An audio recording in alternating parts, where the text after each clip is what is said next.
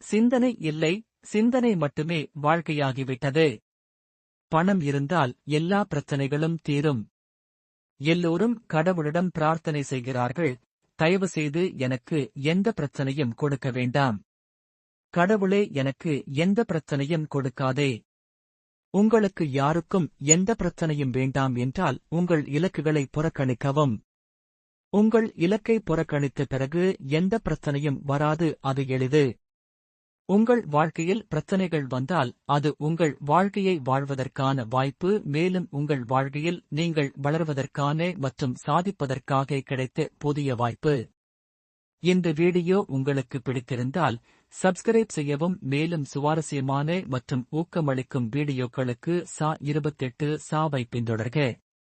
நமது கால சுதந்திரத்தை வென்றெடுக்கவும் இது உங்களுக்கான வாய்ப்பு. அதுதான் நமது உண்மையான சுதந்திரம். வாழ்வில் புதிய விடியல் நமக்கானது என்று எண்ணம் கொண்டு வெற்றி பெறு மனிதா.